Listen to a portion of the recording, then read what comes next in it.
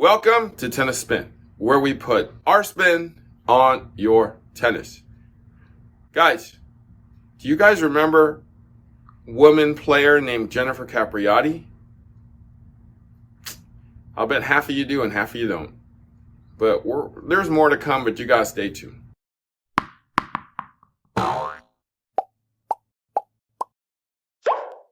Alright guys, so I'll bet maybe half of you guys know who Jennifer Capriati is. Well, she was my high school crush. I had a poster of her sitting in my room, well, hanging in my room, that was a Prince poster, and it said, "Lightning strikes Jennifer Capriati with her Prince Lightning." And I had a poster of her holding a forehand doing this, and I would be like, yes, my girl. And her career turned out to be kind of ups and downs, mostly downs. But she was supposed to kind of replace, Chris Everett and be the next great woman tennis player for the U.S. Kind of didn't turn out that way, but I believe she did win a slam or two back in the day. So I know I'm dating myself a little bit, and you guys know what era that is. Those of you who are too young probably don't even know what I'm talking about. But Google her, Jennifer Capriati. Now, why am I talking about Jennifer Capriati? Well, she used this CTS Lightning Oversized. And I want to say it was 1989, 1990, kind of in that era. And like these were super popular back then. They had a whole line of CTSs, and Jennifer was using this one.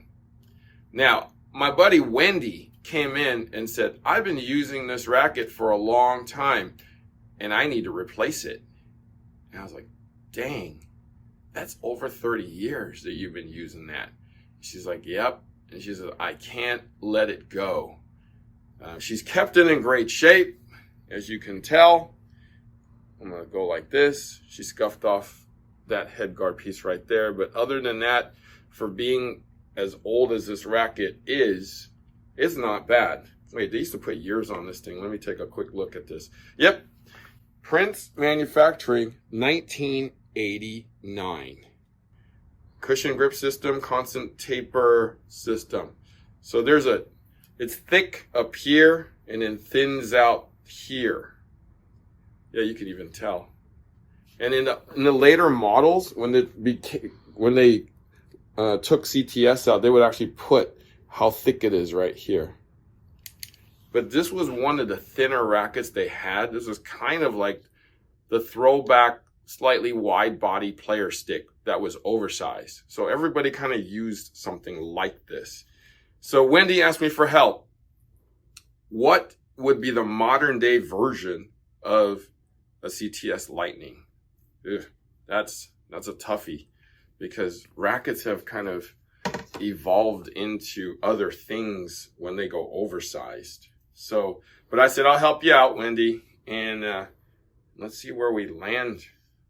All right, so let's check the balance.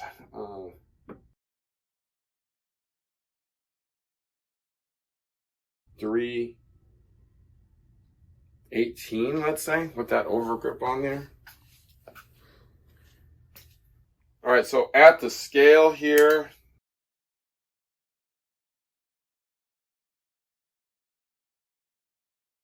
$350. Interesting.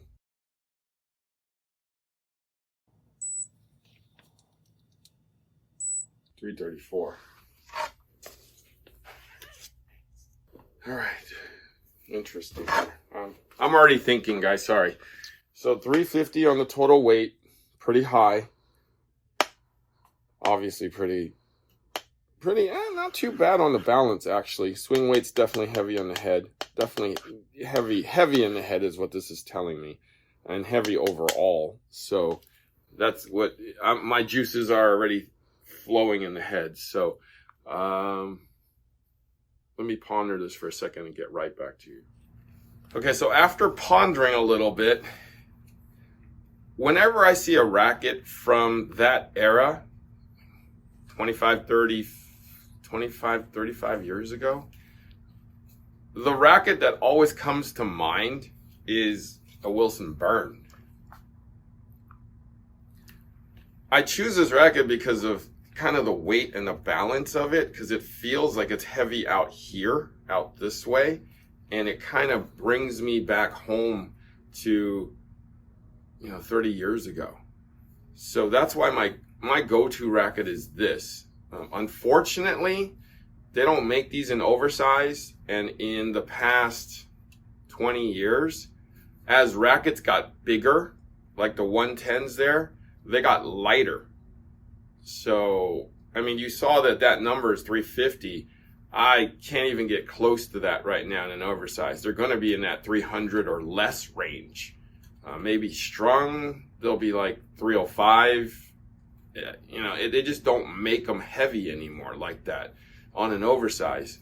So what I really have to do is kind of concentrate it on the balance and some of that swing weight to see if I can essentially trick Wendy into something that feels similar, but lighter overall, but heavier in the head. So let me see what I get with this Burn first. And I also got some other rackets just to see. Since I'm over here with the balance board, let's see what we have. Another one of my suggestions would be the CX200 OS, which I kind of categorize would be similar to that. But again, it's lighter, but there's weight in the head. All right, next one, the LX800. It's a 110. Probably a little more power than she's used to. Finally, Astro 105. Unfortunately, Yonex doesn't make an Astro 110. So let's look at the balance. Look at how headlight that is. Doesn't feel headlight, but look at how headlight it is. Look at how much head heavier these other rackets are. So the only one that comes close is my Burn at 327. Let's just check out swing weight, because the weight's not going to matter because it's all going to be lighter. All right, so I'm just going to swing weight these because I don't think weighting them will do anything, because they're all going to tell me exactly what I'm thinking is that. So I'm just going to swing weight this because the weight is going to all be lighter for sure. So basically we're just after balance and swing weight just to see if Wendy can. I'm basically trying to trick Wendy into the modern day racket. Okay, Wendy, these would be those rackets that I would suggest that you demo. And when you come in next time, this is what I'm going to have you try. Like these 4 rackets right here. Now this is the Wilson Burn 100. My guess is that this will be too small for you, but it should feel like home. All right, this is as close as we get in terms of balance. That's, the swing weight's a little lighter, but I think this makes up for that in terms of feeling the racket or the head of the racket. But I think that would be an obstacle, the 100. So this CX200 OS is the modern day version of your racket, let's say. That number definitely not going to be as, let's say, head light, but then you're gaining a little bit more. Like these two kind of, this helps this and this helps that. That's the only way I can explain it, because of how that Prince is uniquely balanced and weighted. So this would kind of feel as close as we get to the modern day version of yours. Now, since it is 30 years later, that's why I was considering this LX800, because it's lighter and more powerful because I know that thing is like 9 point something ounces. Definitely more head weight, but distributed pretty much interestingly from the handle up. Therefore, it actually is going to come through pretty quickly and pretty smoothly. So since it is 30 years later and we're all 30 years older, that's why I chose this one. Now for the tweener though, the Astral 105. Now this would be the middle ground between these two. We got 338, which is definitely going to be head heavier, but then your swing weight's a little on the lighter side. Therefore, again, these kind of help each other out. And I would say these three would probably be your top rackets. Probably maybe too much power for you. Definitely too little power for you. Possibly too little power for you on that Dunlop. Maybe this one will be your winner. But let's see. I mean, proof is in the pudding. You're going to have to play with it to know. So Wendy, when you come in next time, these are the rackets I'm going to give you. All right, special guest in the store going to take us out today. What's your name and where you from? My name's Thatcher Nelson. I'm from here, California. Nice. Here, California is wonderful. Thatcher, take me out, buddy. Thank you for watching Tennis Spin, where we put our spin on your tennis. And Thatcher, where can we find you? You can find me on TikTok at Thatchy_69. Perfect.